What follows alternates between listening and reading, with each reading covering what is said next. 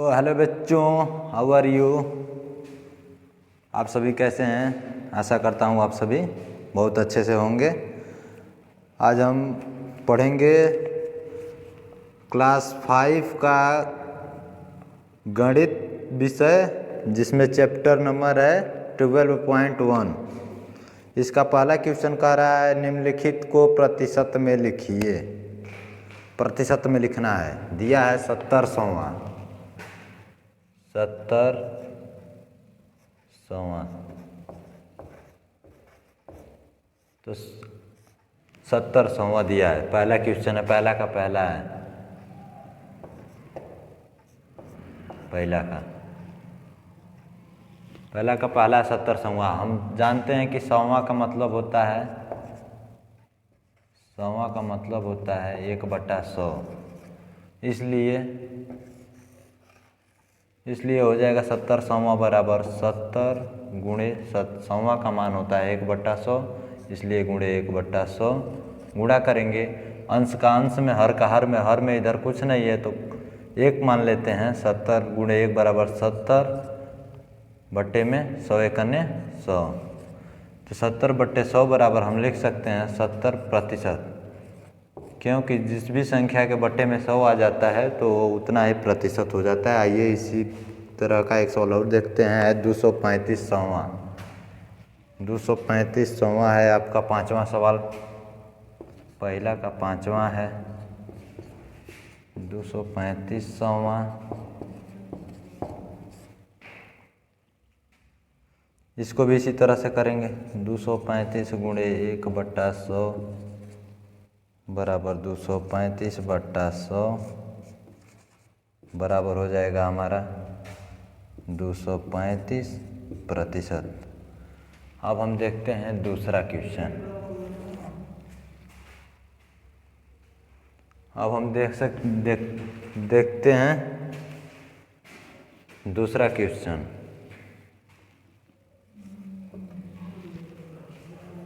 में लिखिए जिसका हर 100 हो, यानी कि संख्या दिया हुआ है, इसको ऐसे भिन्न में व्यक्त करना है जिसका हर 100 हो।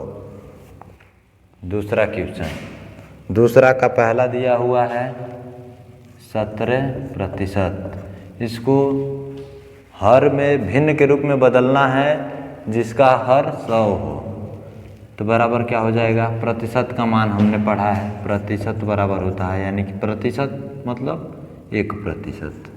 1% बराबर 1/100, ये हमने पढ़ा है। तो 17% बराबर क्या हो जाएगा? 17 गुणे प्रतिशत का मान, हमने 1% का मान पढ़ा है 1/100 गुणे 1/100 बराबर, इसी तरह से गुणा करेंगे अंश का अंश में, हर का हर में, 17/100। बस यही इसका आंसर हो जाएगा। ये दूसरा का फर्स्ट सवाल था। अब इसी तरह दूसरा का भी 5वां 6वां कोई सवाल देख लेते हैं। लास्ट वाला है VI 918%।